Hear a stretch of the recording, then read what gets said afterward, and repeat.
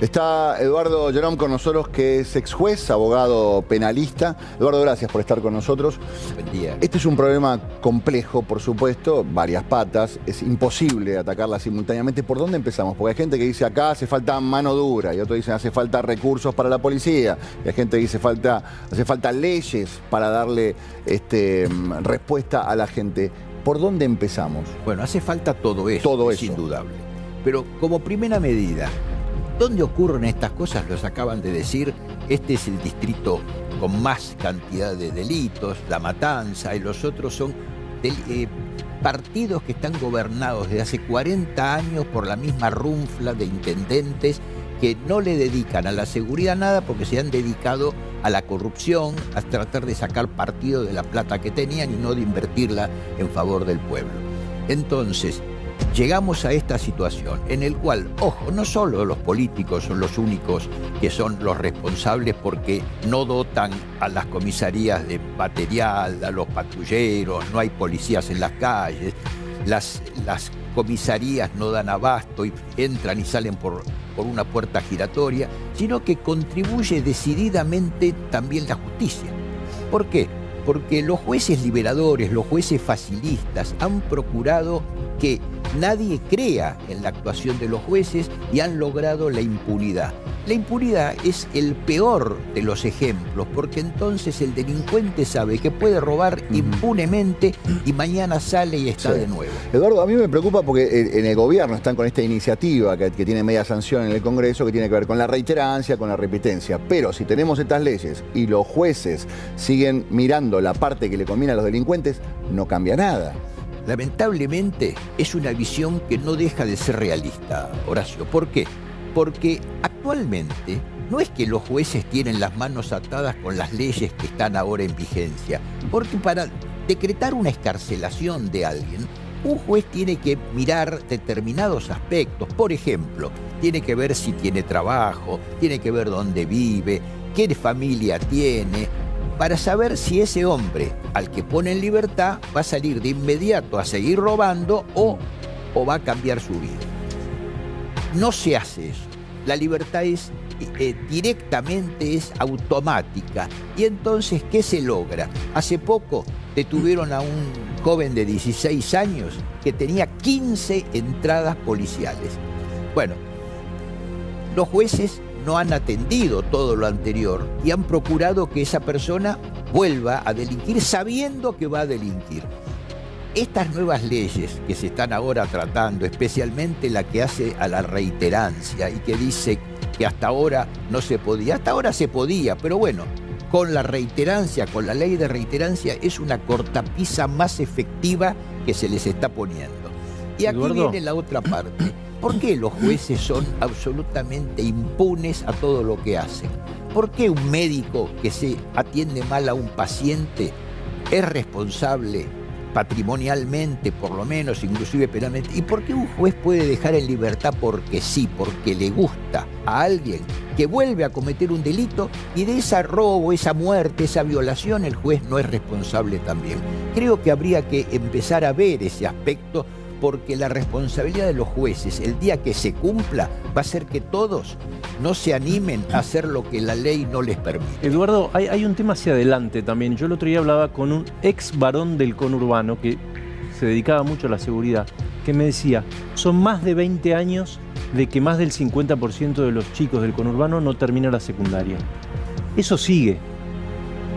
O sea, eso más allá de que se endurezcan las leyes de reiterancia, que los jueces no liberen, ese caldo de cultivo va a seguir. Sigue y se agudiza, Francisco. ¿No habría se que agudiza. atacarlo también en simultáneo? Pero por supuesto, por supuesto. ¿Por qué? Porque la educación es la base de un pueblo, la base de la convivencia de un pueblo, la convivencia pacífica, la convivencia en paz, es con educación. Porque si no hay educación, deja de haber los otros atributos que puede tener la persona. Esto, yo diría más aún, que la educación es primero, principal a todo, y después viene todo lo demás.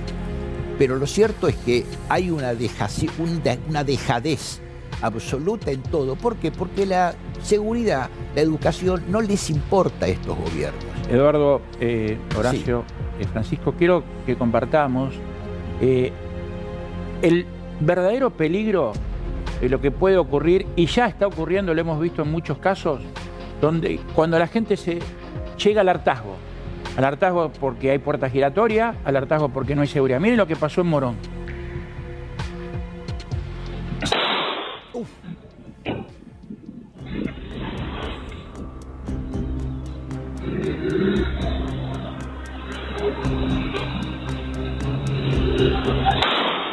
Ahora, Eduardo, para este tipo de situaciones que lo vemos cada vez más seguido, policías que están de civiles, que se encuentran defendiéndose y que está esta discusión sobre la legítima defensa. ¿Cómo se realiza esa evaluación? ¿Qué es lo que vos mirás en este último tiempo que se define desde la justicia? Bueno, creo que la lectura tiene que ser lineal. El que se defiende está en legítima defensa. ¿Por qué? Porque la legítima defensa no es algo inventado, es algo que está en las leyes.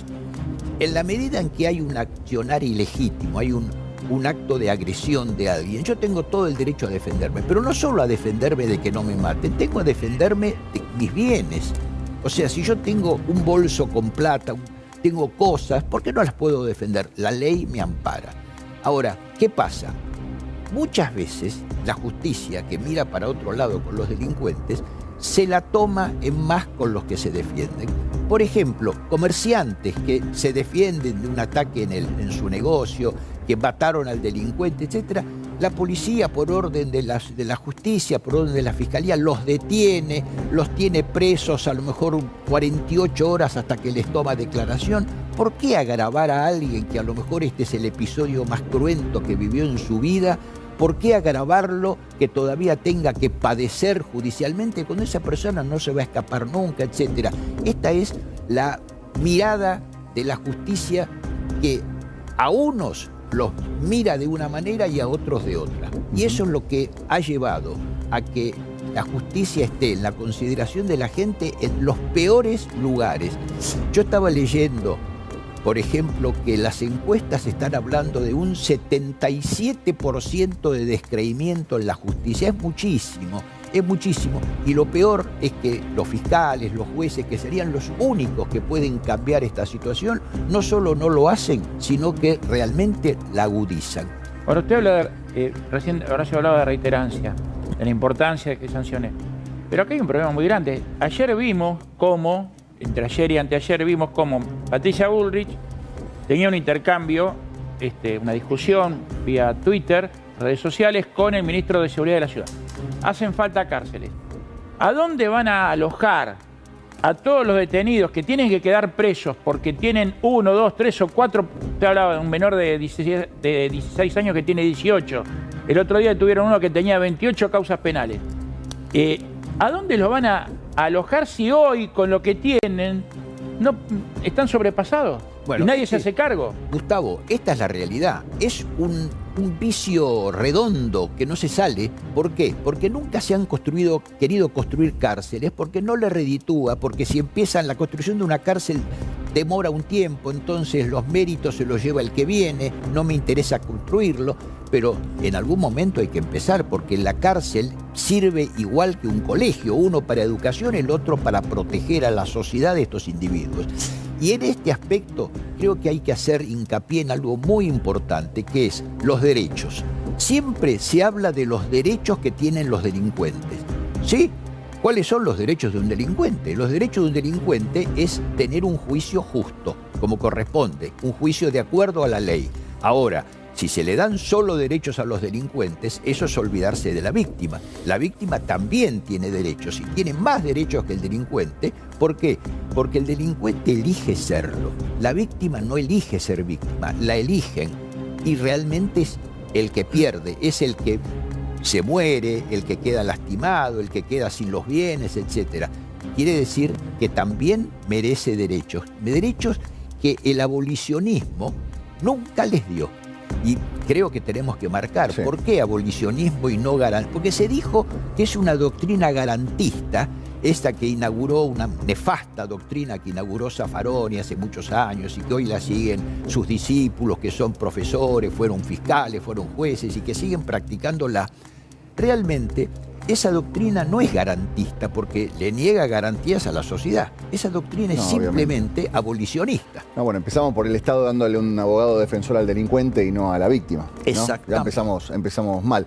Gus, repetime, ¿dónde fue esto? ¿Horario? ¿Qué En se Morón. sabe? Esto fue en Morón. Fue ayer a la noche y los ladrones escapan 5 metros. A mí me preocupa mucho el tema de... Está bien, acá dicen que es un policía, tiene estado policial, tiene la obligación de portar el arma. Sí.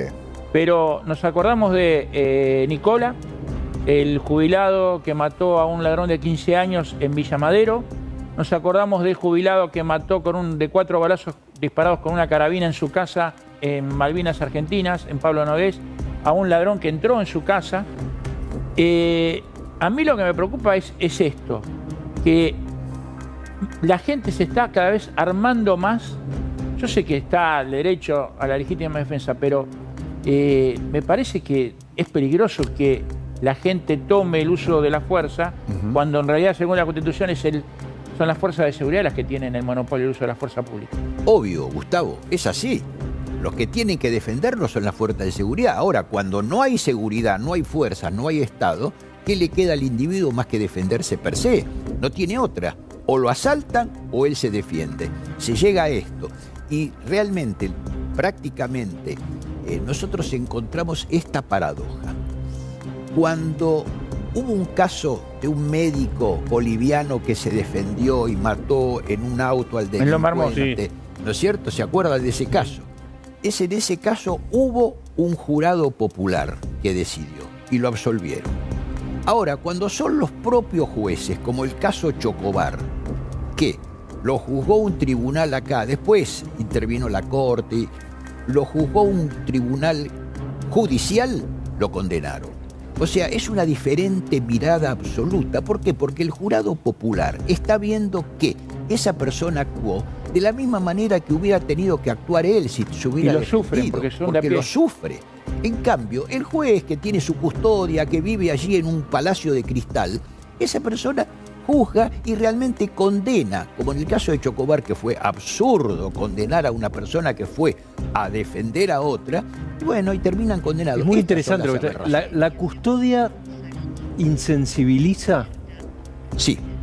¿Por qué la custodia insensibiliza, Francisco? Porque el que no tiene peligro no sabe del peligro que corren los demás. No lo sabe. Eso habló del funcionario honesto. Ahora, del funcionario de la provincia que lucra con el delito, porque se mantienen con el delito, con el narcotráfico, etc., obviamente que ninguno de ellos va a querer perseguir para perder la fuente de sus ingresos. Hay zonas liberadas, y están lucrando con eso. Entonces, mientras estos funcionarios, mientras estos políticos sigan en el cargo, va a ser imposible que este asunto termine. Eduardo, gracias por acompañarnos. A ustedes. Gracias por la visita. Esto es Urgente.